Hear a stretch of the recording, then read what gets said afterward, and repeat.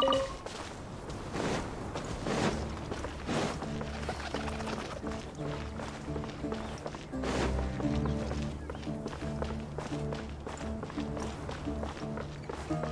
to go.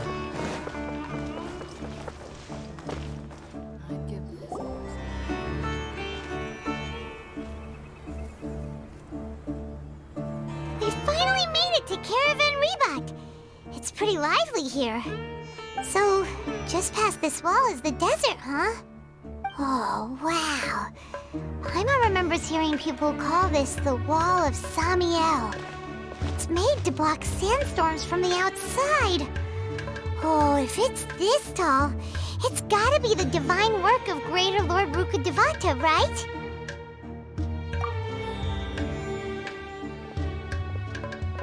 Enough gawking. Come on, follow me. Huh? Over here.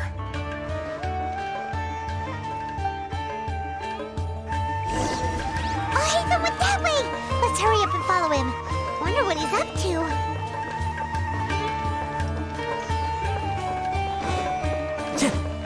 Time to go.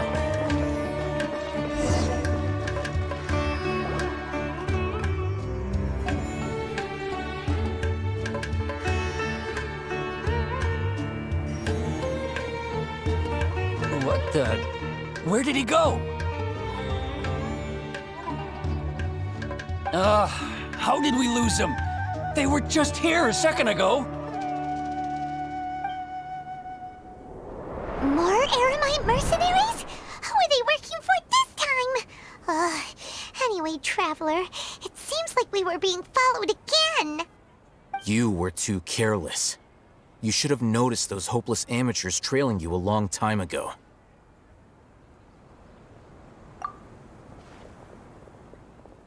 There's no need to thank me. I've never cared to keep track of personal favors. All I did was correct a mistake I happened to come across. It's a habit I developed at the academia. You really gave Paimon a scare, Al-Hatham. We never thought we'd run into you here. Last time we met at Port Ormos, didn't you say you were going back to the academia? Wait, don't tell Paimon that you're here to take us back on their orders. Oh, so you've already landed yourselves on the academia's hit list. I can't say that I didn't expect it. However, had I wished to turn you over to the academia, don't you think you'd already be the Eremites' honored guests by now? Oh, right. You do have a point. I have no interest in running errands for that project. As a scholar, I've always belonged to the camp that promotes researcher autonomy. And these days, you're more fascinating than anything the sages can offer. Not quite. To tell you the truth, I'm still investigating the Divine Knowledge Capsule. Unfortunately, I've run into some difficulties. Everyone says the capsule originated in the desert and was eventually moved to Port Ormos. If I am to get to the bottom of this, I must understand how the capsule first came to be. Which brings me back to you, and why you're so interesting. The leader of Ain al-Ahmar used the Divine Knowledge Capsule right in front of you, and upon seeing him, your expression became perplexed, and you were lost in thought for quite some time. To have that kind of reaction, I think you must have realized something. Are you interested at all in sharing what you've been hiding from me?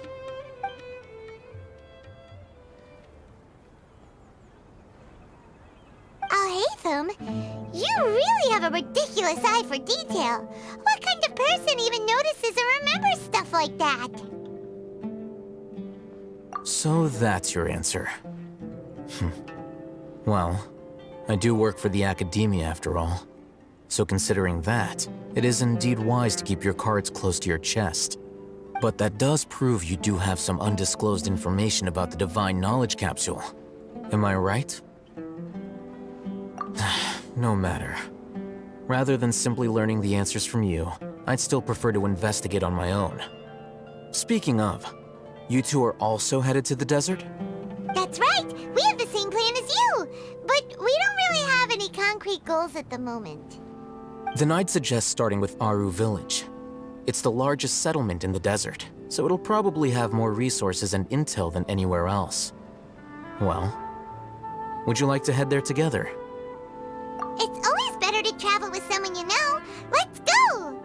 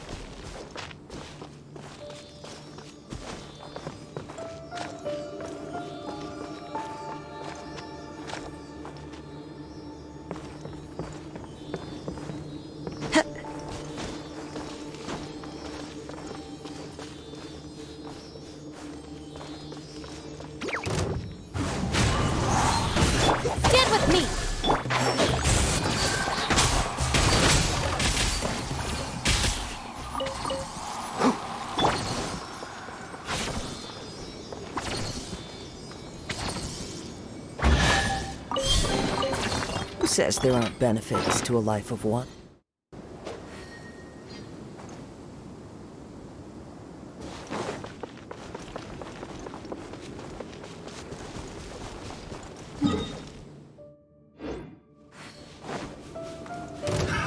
Another test zone. Into the wind! One with wind and cloud! The hunter comes. The hunter. One with nature! Picked the wrong test Who subject. says there aren't benefits to a life of wandering?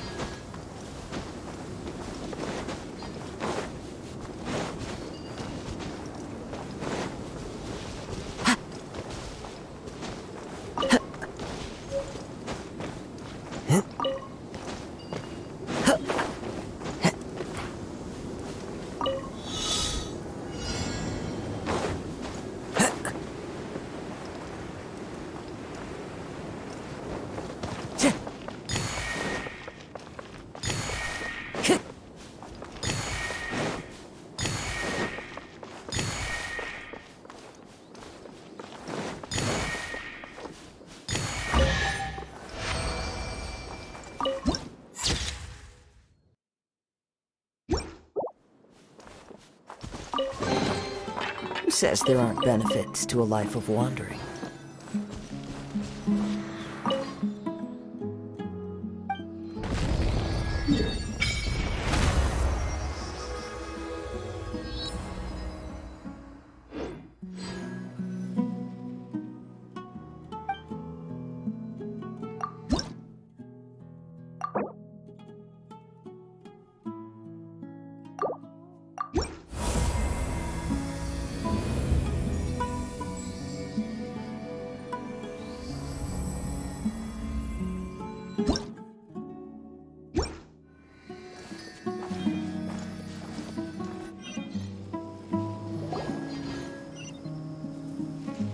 Before us lies Aru Village, the safe haven of the desert folk.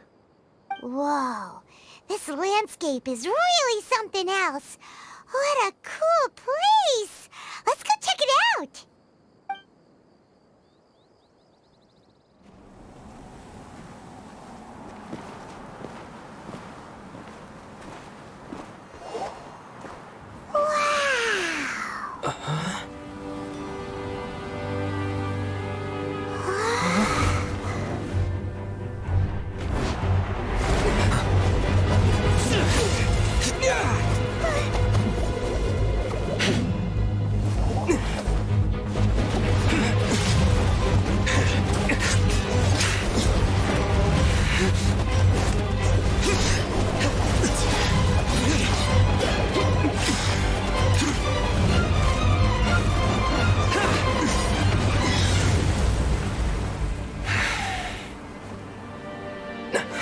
Cyno.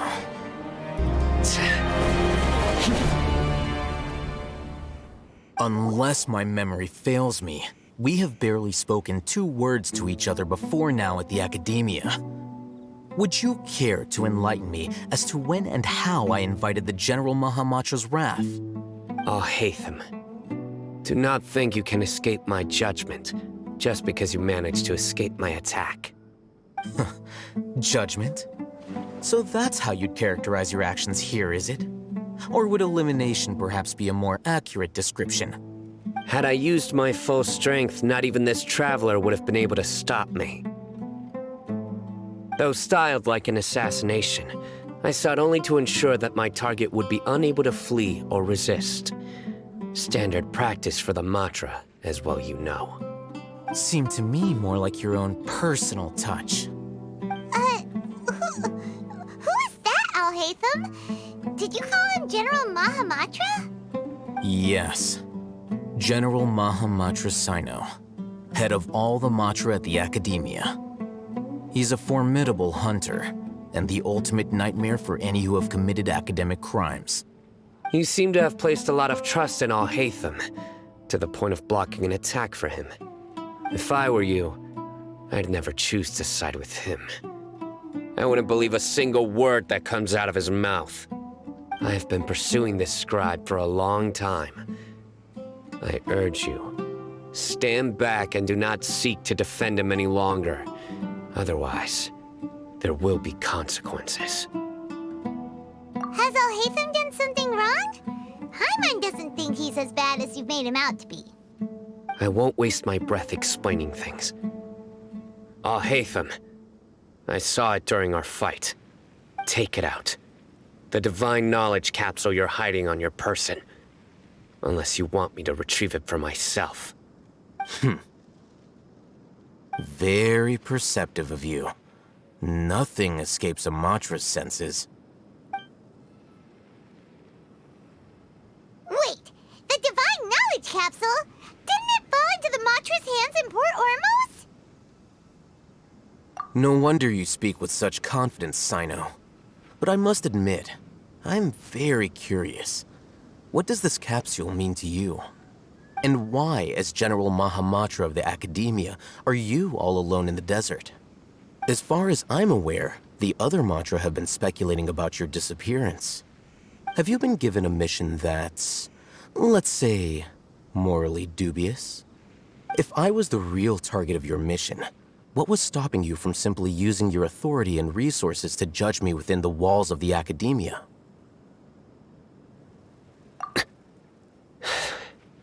I should have known you'd be difficult to deal with. You two? Ugh! What you would do, Traveler? Paimon feels like we can't trust either of them. Ahem. Well, look at you two, acting all tough and self-righteous over there. Wait, Dia?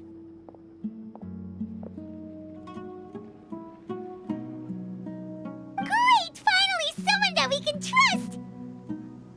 You gotta help us out here, otherwise these two are gonna start fighting again! Yeah, sure looks that way. Two giants from the Academia duking it out once and for all. Not something you get to see every day, that's for sure. Listen, I know you academic types love to fill up your big brains with self-righteous morality and lord your empty rules and virtues over each other. But how dare you bring your petty disputes into the safe haven of Aru Village?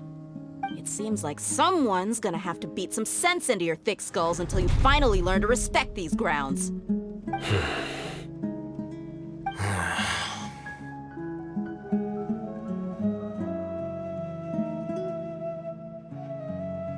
Hey, did either of you hear a word I just said?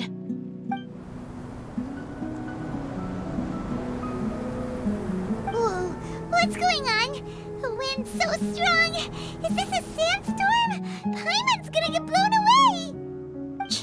Another sandstorm? What's up with these recently? Hey! All of you, over here, quickly!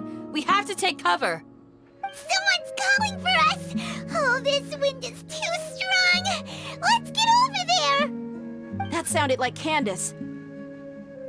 Come on, you two. Jeez, are all of you Academia folks such hard work? Move it! All right, stop yelling.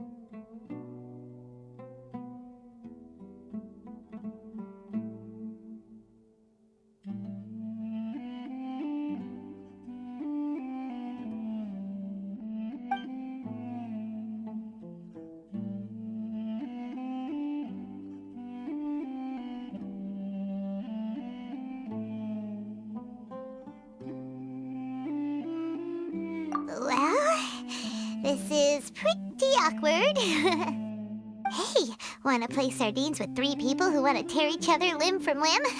Sure, why not? Sounds fun. The air is so thick and heavy. Paimon can hardly keep floating anymore. My sincere apologies, everyone. This is the home of our village chief. I will have to ask you to make do with this small room until the sandstorm dies down. Please, let me introduce myself. I am Candace, protector of Aru Village. Our savior has come at last! Nice to meet you, Candace. The name's Paimon. Thank you so much for helping us.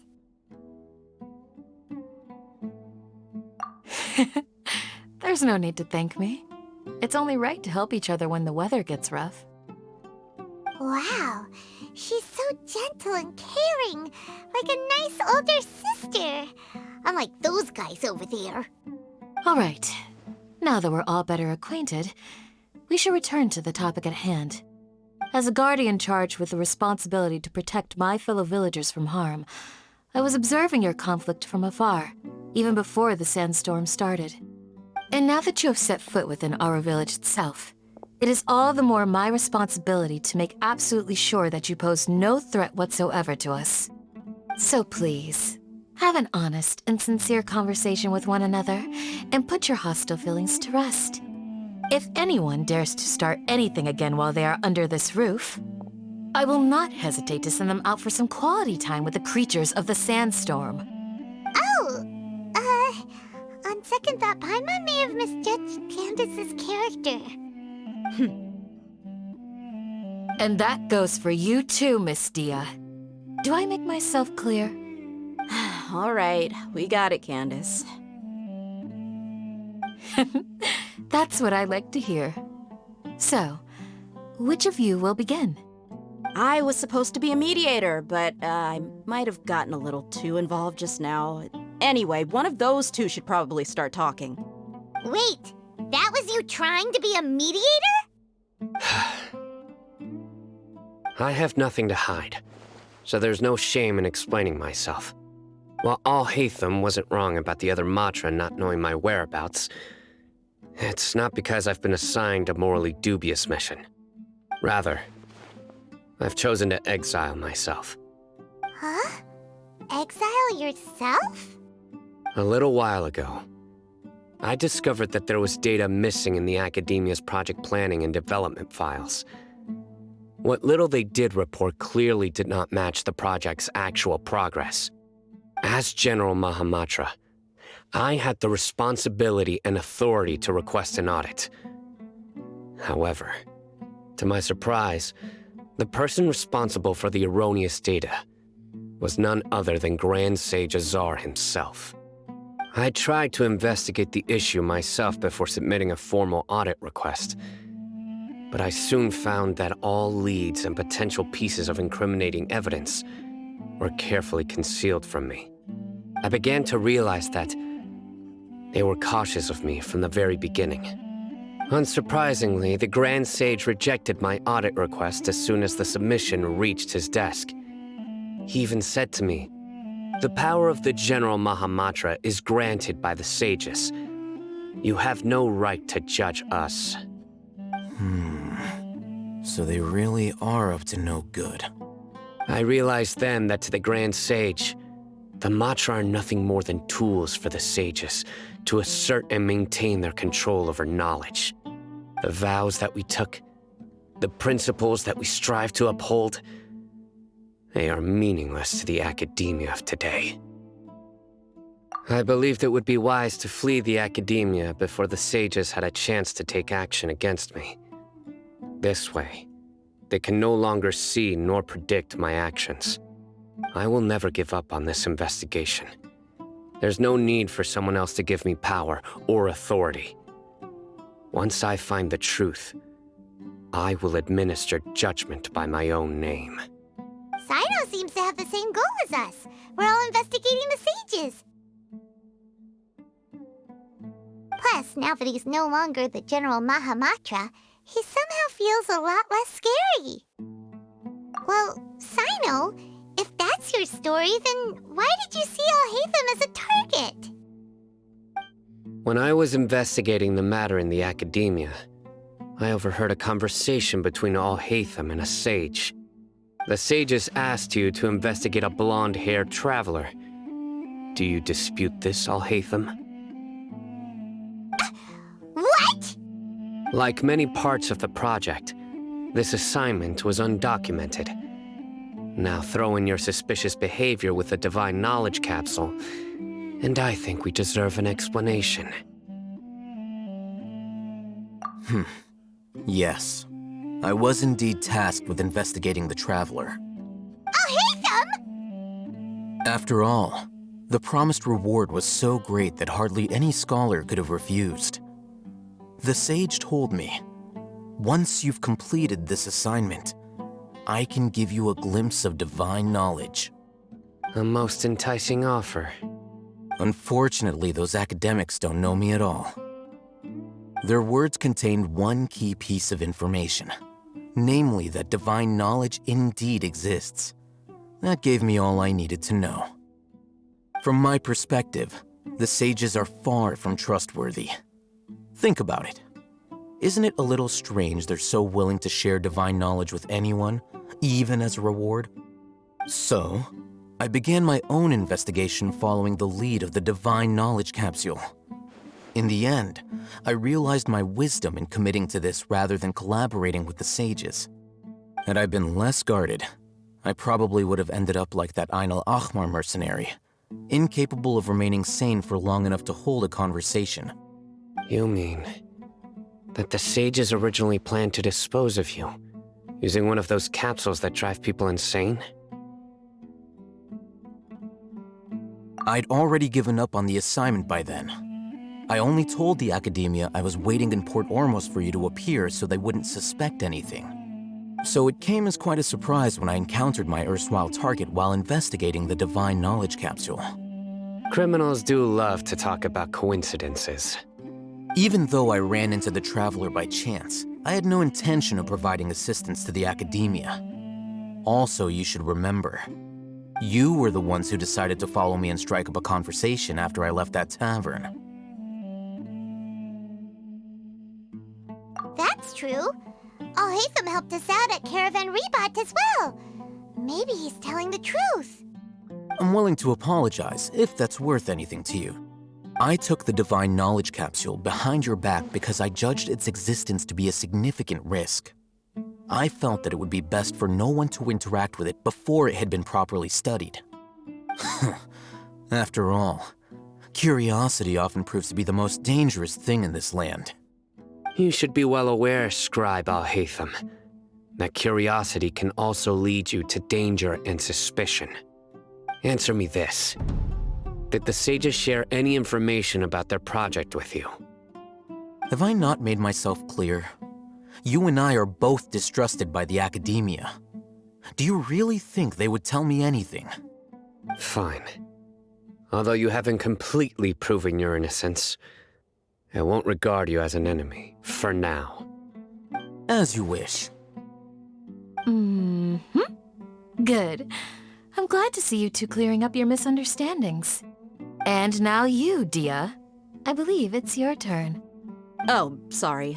Whatever the boys were talking about must have been so boring that I spaced out. My situation is pretty straightforward. My employer, Dunyarzad of the Homayani family, is friends with the Traveler and is currently recovering from her illness at home. I had nothing going on, so I decided to return to Aru village for a visit. I was actually looking forward to a pretty exciting time getting back together with everyone here. But then I saw these two random guys in the middle of a pointless argument. It ticked me off, and things went downhill from there. Is that all? Well, I will admit that definitely sounds like your style. In that case, welcome back, dear. That's more like it. I missed you all so much, Candace.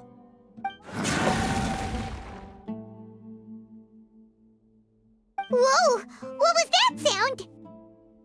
No need to worry. Now that you're no longer at each other's throats, please make yourselves at home. I'll take a quick trip outside to clear out some of those creatures in the sandstorm. Creatures? In the sandstorm? Are you sure you don't want some backup? Fighting in a sandstorm is not for the faint-hearted.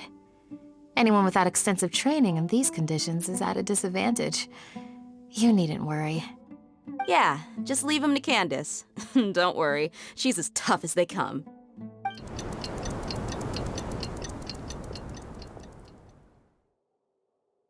The wind's died down. That means the sandstorm's over, right? Candace still isn't back yet, though. Is she alright? Maybe we should go out and check on her. When you put it that way, even I'm starting to feel a little worried. All right, let's go. We've been here long enough, and the boys are as chatty as the floor.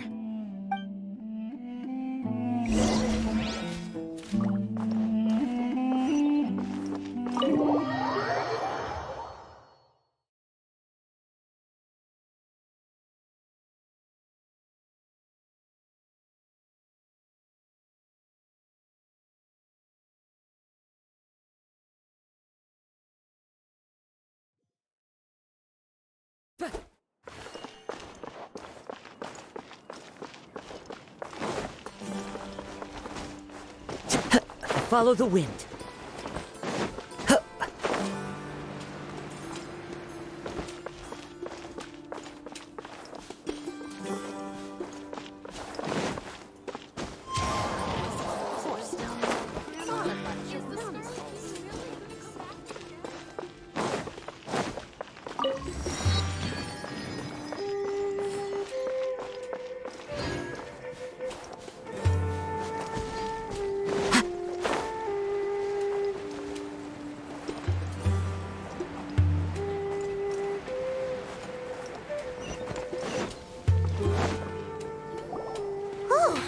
Candace, you're still fighting?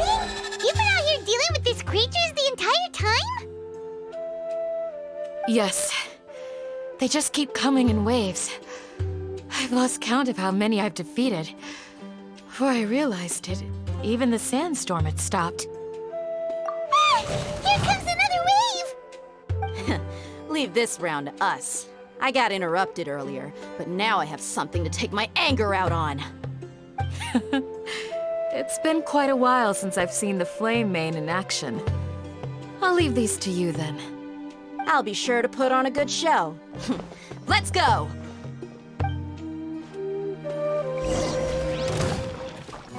Into the wind. One with the forest.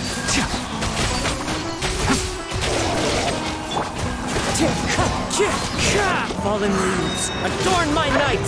Let's roll! Who wants some of this? Here comes another wave! When are they ever gonna let up? Lightning, Enshroud!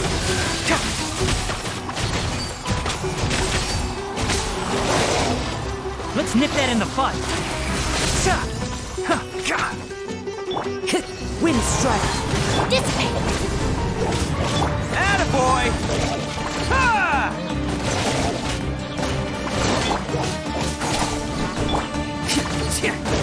One with the forest.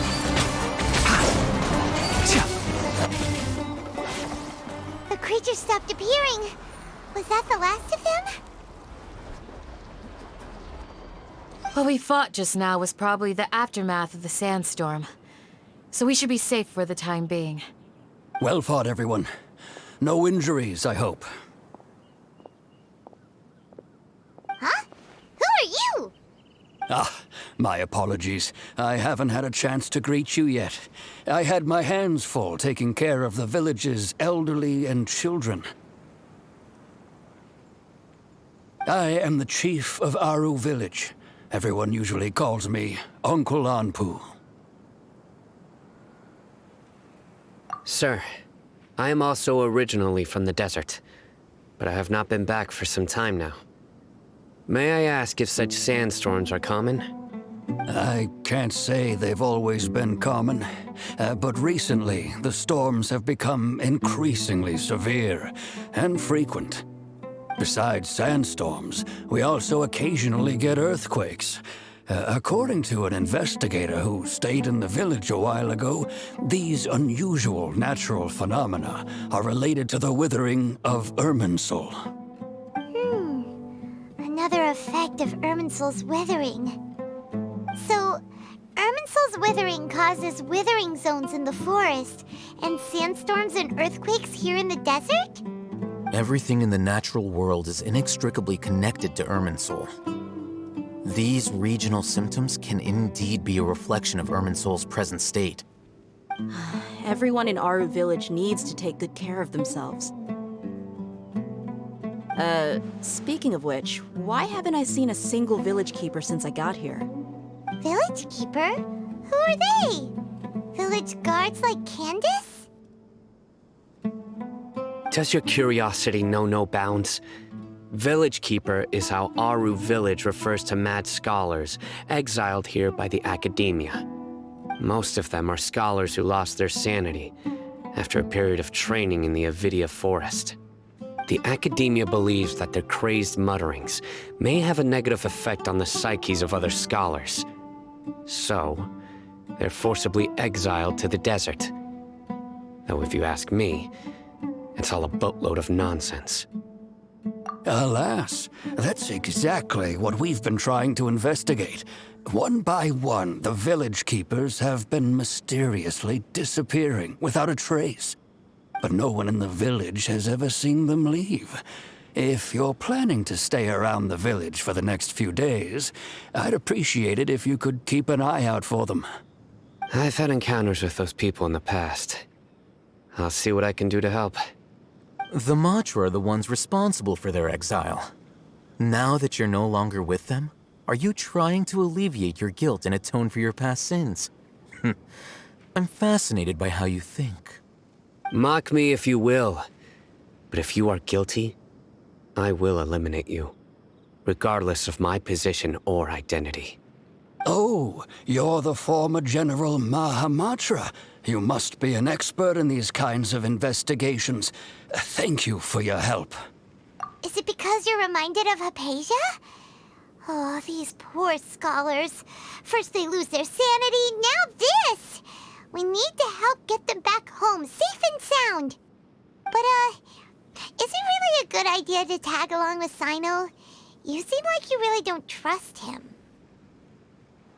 I'll be grateful for the assistance.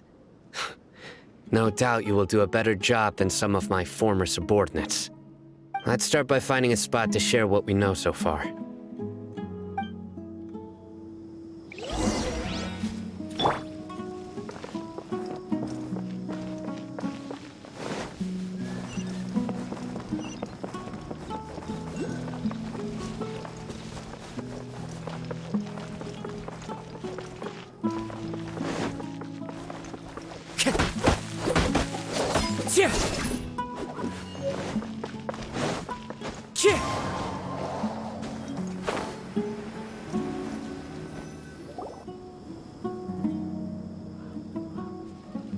Although I've sent myself into exile, I'm still doing essentially the same things as before. Do you still have any questions for me before we start our investigation? One of my former subordinates told me that this title has its origins in a strange incident. The academia has long exiled mad scholars to Aru village. A mysterious phenomenon exists here. When mad scholars first arrive, they are as incoherent and deranged as before. But after spending some time here, they invariably begin to calm down. Initially, the people of Aru village greatly resented having to take in the mad scholars. But a strange incident one night changed that.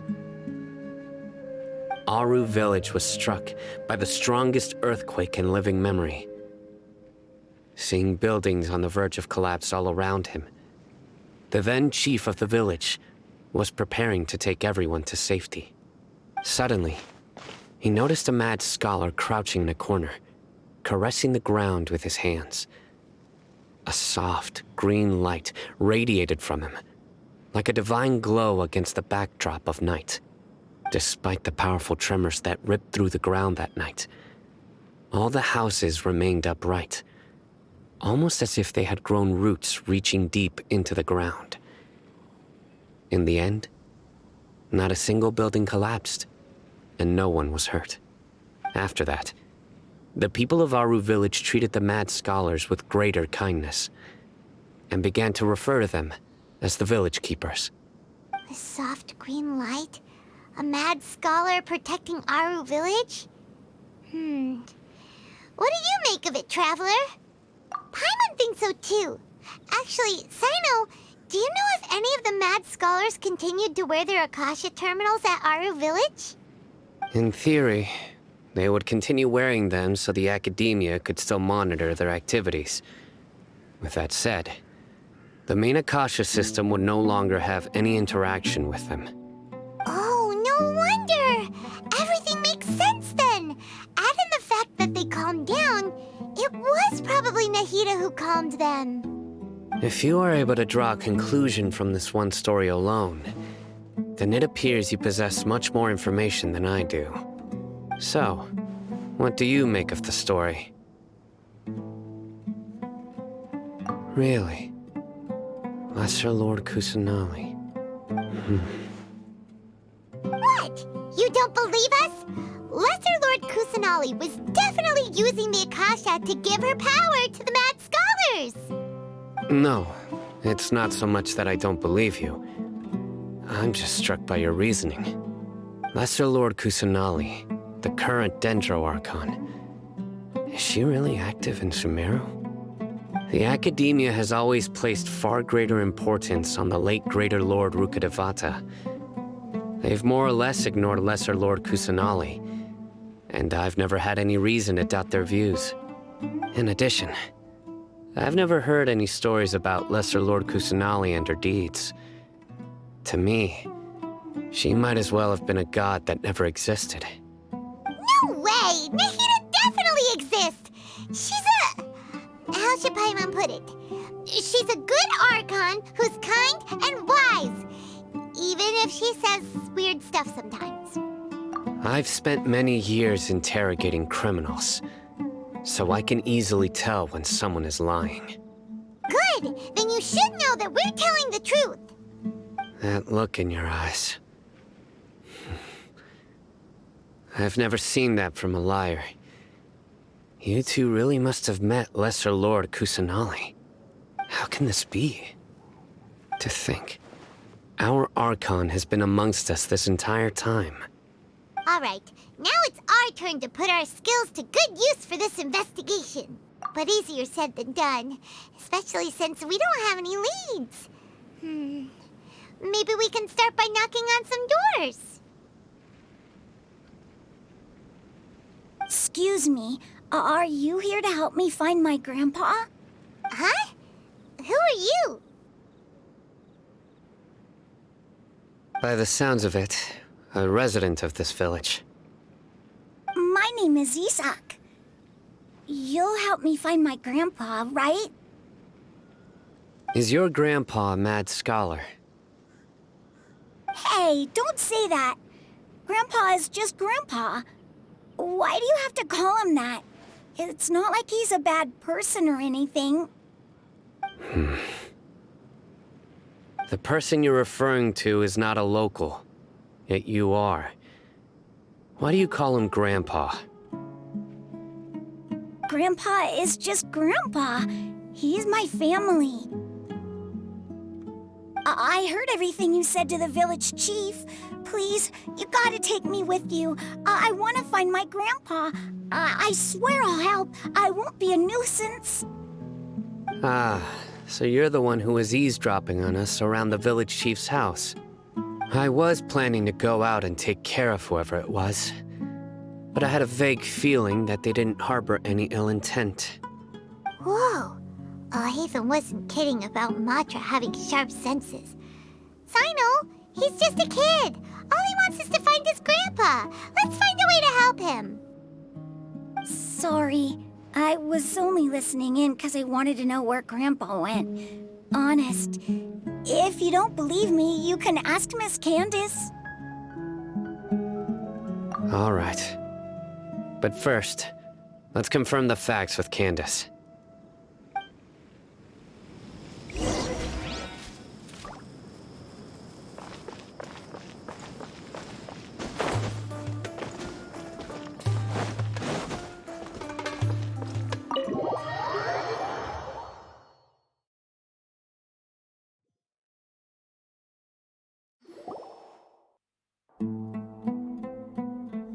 Cyno is super vigilant.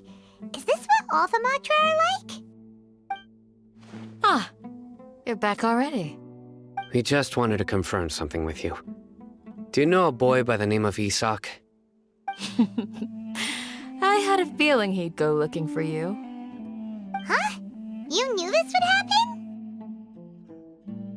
Yes. Although he tried his best to stay hidden, I still noticed him eavesdropping outside the window. He really wants to get his grandfather back. Isak's parents were both Aramite mercenaries who rarely returned to the village after finding employment in the city. He was raised by his grandfather. Unfortunately, it was only a few years before his grandpa passed away. Isak was still very young at the time, so various families in the village took turns caring for him so he could survive. Later, an elderly mad scholar arrived at the village. Isak thought the scholar bore a striking resemblance to his grandfather, and thus often spied on the man. However, the scholar was unkempt in appearance and incoherent in speech. Although Isak referred to the man as his grandpa, he was afraid and didn't dare to approach him.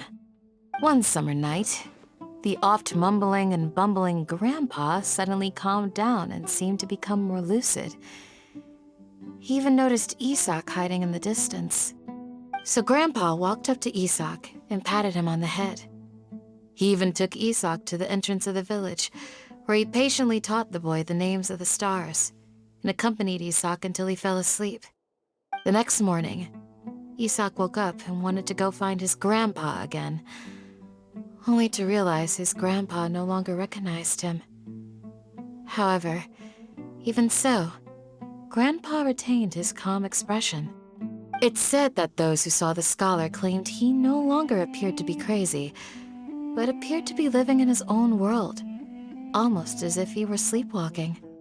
Isak was thrilled that his grandpa was able to find peace and would follow him all the time, asking him things like, "Grandpa, want me to take you somewhere fun?" Or, "Grandpa, could you tell me stories about the stars again?" All this somehow just makes Paimon feel really sad. It seems like they both deserve so much better. Perhaps. Nearly everyone who lives in the desert has some form of hardship or regret.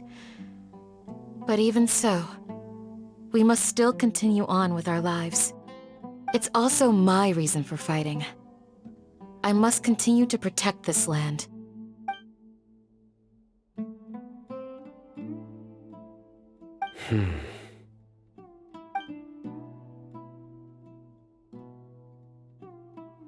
Maybe the people have always had a considerate god watching over them.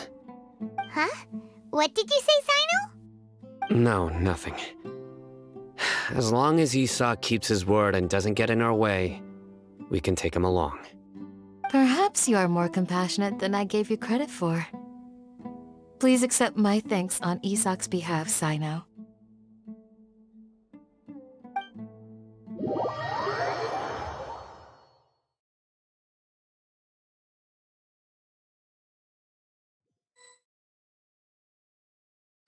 Hey, Isak! Oh, it's you guys! We've cleared everything up. Let's go find your grandpa. Really? Wow! Thank you so much! Yeah! All right. Let's ask the local residents some questions first.